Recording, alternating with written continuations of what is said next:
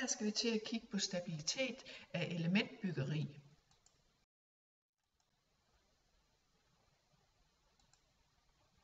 Det første vi skal finde, det er den vindlast, som bygningen bliver påvirket af, og det gør vi med den generelle formel VE.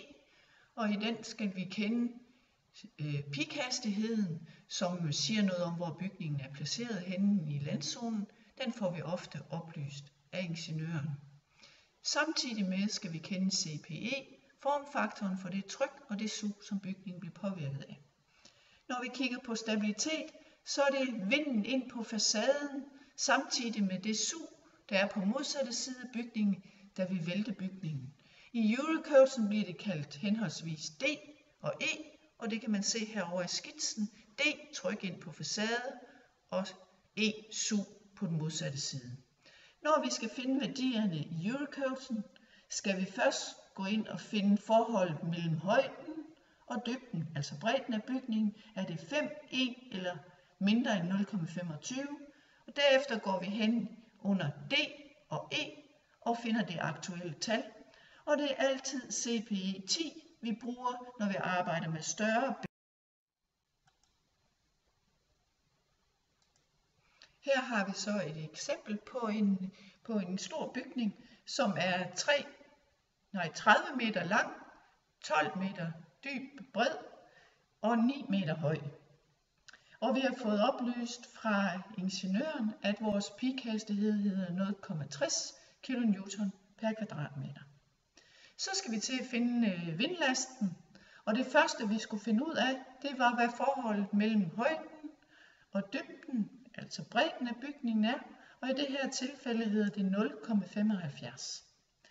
Når vi så går ind i tabellen for Eurocode'en og skal finde vores formfaktor CPE 10, kan vi se, at det værste sug på bygningen, altså i E-kolonnen, hedder 0,5, og det værste tryk på bygningen, altså D, hedder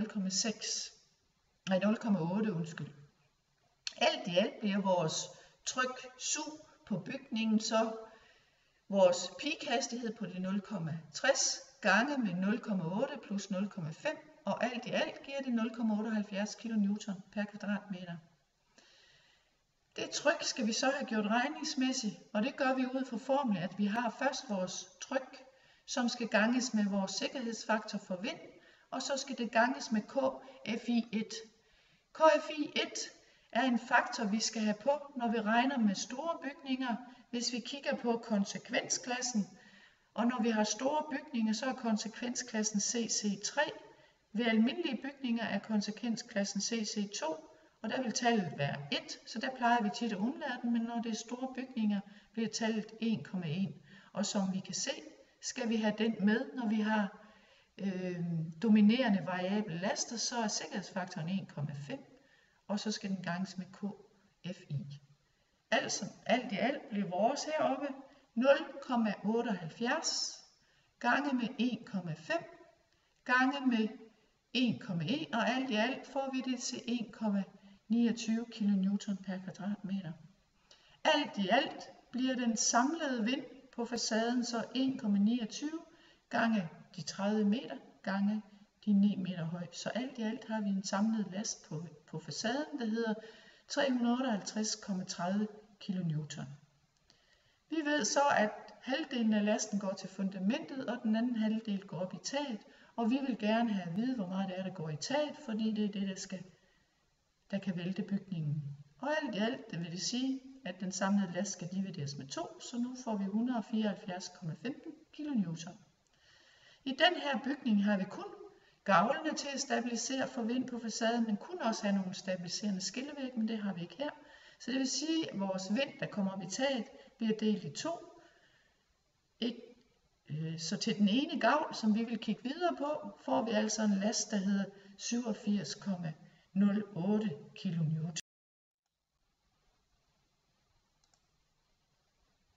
Nu skal vi så se på, hvor meget det væltende moment vil blive for bygningen. Den kraft, vi har regnet ud op før, er den, der vil prøve på at vælte bygningen i den her retning. Vi skal så se, hvor meget armen er ned til det punkt, den vælter om, og det er det, man kalder det væltende moment. Og det får man så ved at sige de 87,08 gange med 9. Altså alt i alt får vi et væltende moment, der hedder 783,72 kN meter. Derefter vil vi så se, om et gavlelement for eksempel er nok til at stabilisere for hele vinden på facaden. Det første vi skal have fundet ud af, det er, hvor meget vejer et gavlelement.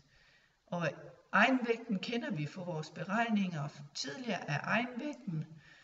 Og når vi så skal regne den totale egenvægt ud, eller tyngde af elementet, tager vi så vores egenvægt og ganger med højden af elementet, ganger med bredden af elementet og ganger sikkerhedsfaktoren på.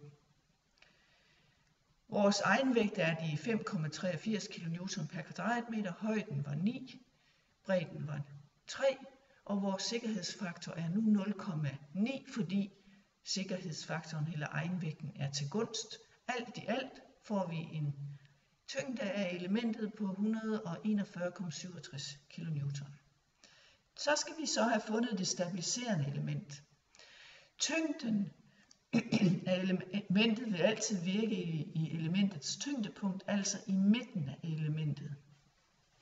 Vi skal igen kende armen, altså afstanden hen til det punkt, elementet vil vælte om, og i det her tilfælde er det inden fra midterlinjen og ud til hjørnet her. Altså når vi skal have det ind i formlen, bliver det de 141,67 gange med hele bredden af elementet, men da tyngdepunktet ligger i midten, skal vi kun have den halve bredde med. Så alt i alt får vi et stabiliserende moment på 212,50 kN meter. Vi undersøger nu, om vores stabiliserende moment er større end det væltende moment, og det kan vi se her, det er det slet ikke, så det vil sige, at et element er ikke nok til at stabilisere for vinden på facaden. Vi kan så undersøge, hvor mange enkeltstående elementer vi skal have, for at bygningen er stabiliseret. Og det vil sige, at vi tager det væltende moment, dividerer med det stabiliserende moment, og der kan vi se, at alt i alt så skal det blive 3,69, og det vil sige, at vi skal have 4 elementer. Og her er det markeret, at det er enkeltstående elementer, altså de er ikke bygget sammen på nogen måde. Vi har en bygning, der er 12 meter bred, og det vil sige, at vi skulle have 4 elementer, og det kan vi lige præcis have 4 elementer, som er 3 meter brede. Men det betyder så også, at vi ikke må have nogle elementer, hvor der er en port i, eller vindue, eller noget som helst. Det skal være 4 hele elementer.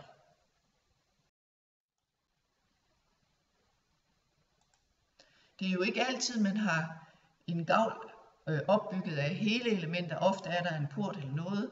Så kan vi prøve at undersøge i stedet for, kan vi bygge nogle af elementerne sammen, og så stadigvæk få stabilitet i bygningen. Så her gætter vi på 2 elementer sammenbygget er nok til at stabilisere bygningen. Alt i alt vil vores egenvægt så blive de 141,67 gange med 2, fordi det er 2 elementer, så får vi 283,34 kN. Og nu virker det så i tyngdepunktet, altså stadigvæk i midten af de 2 sammenbyggede elementer. Vi skal igen have armen ud til det punkt, det vil blive væltet om. Så det stabiliserende moment vil den her gang blive 283,34 gange med 3 plus t, og så gange med en halv, fordi det kun er i midten, at armen går til. Så alt i alt får vi et stabiliserende moment på 850,02 kN meter. Vi undersøger igen, om det er større end det væltende moment, og her kan vi se, at det er større end det væltende moment, så det vil være fint med 2 sammenbyggede elementer.